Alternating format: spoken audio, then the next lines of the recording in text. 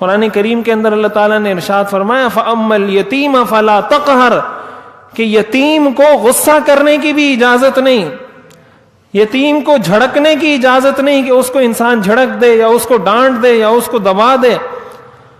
أَرَأَيْتَ الَّذِي يُكَذِّبُ بِالدِّينِ فَذَلِكَ الَّذِي يَدُعُّ الْيَتِيمَ. قرآن کہتا ہے کیا تم نے اس شخص کو دیکھا جو قیامت کے دن کو جھٹلاتا ہے؟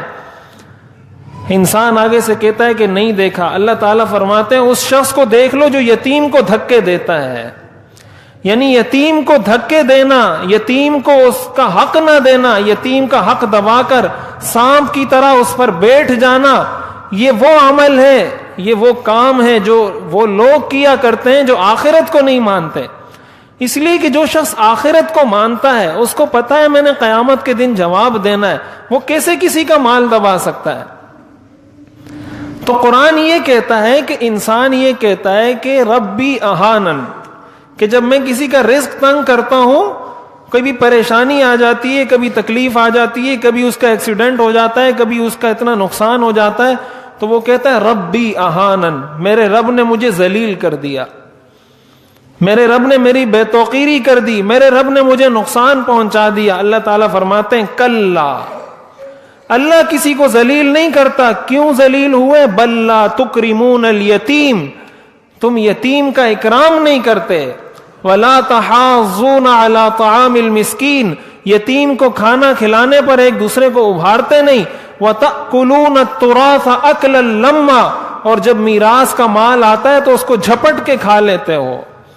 وتحبون المال حبا جما، اور مال کی محبت تمہارے دلوں میں ایسی پیوست ہو گئی ہے کہ جب تمہیں مال نظر آتا ہے، جب تمہیں زمین نظر آتی ہے، پھر تمہیں نہ کسی یتیم کا پاس رہتا ہے، نہ کسی بیوہ کا پاس رہتا ہے، نہ کسی بچے کا خیال رہتا ہے، نہ کسی عورت کا خیال رہتا ہے، بلکہ جھپٹ کے کھا لیتے ہو اس کو. قرآن کہتا ہے میں نے تمہیں اس لیے ذلیل کیا ہے، تمہارے اپنے کرتوتوں کی وجہ سے تمہیں ذلیل کیا ہے. اللہ کسی کو ویسے ہی ذلیل نہیں کرتا.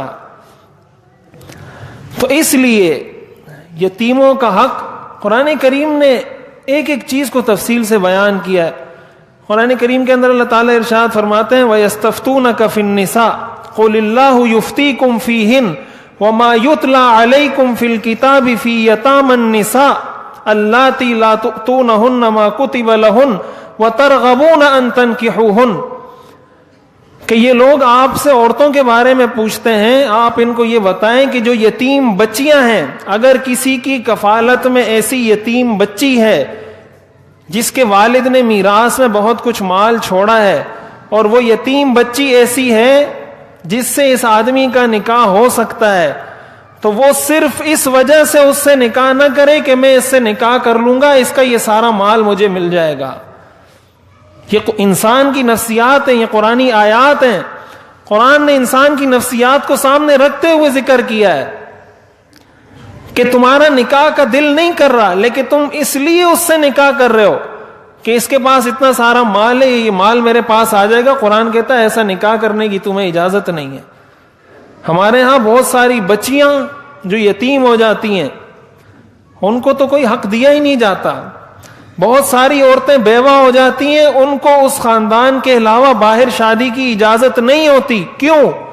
اس لیے کہ میرا بھائی اتنا مال چھوڑ کر گیا ہے، یہ جب کسی دوسرے خاندان میں نکاح کرے گی یہ تو اپنا حق لے کر باہر چلی جائے گی. جب یہ باہر چلی جائے گی تو میرے بھائی کا کمایا ہوا مال ہے، تمہارے بھائی کا نہیں ہے. انسان جب مرتا ہے وہ مال اس کا نہیں رہتا، پھر وہ ورثہ کا ہو جاتا ہے.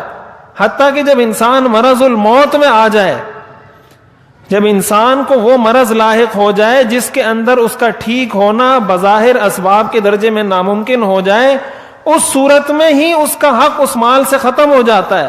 اب اگر وہ وصیت کرتا ہے کہ اتنے لاکھ روپے مدرسے میں دے دینا، اتنے لاکھ روپے غریبوں کو دے دینا، اس کی اس بات کا کوئی اعتبار نہیں ہے.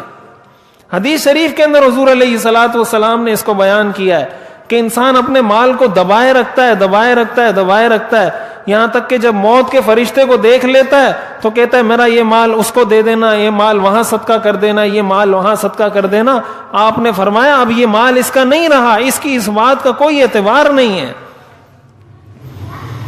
وَقَدْ كَانَ لِفُلَانٍ، آپ نے فرمایا کہ وہ تو کسی اور کا ہو گیا، اب یہ کہاں سے وصیت کر رہا ہے.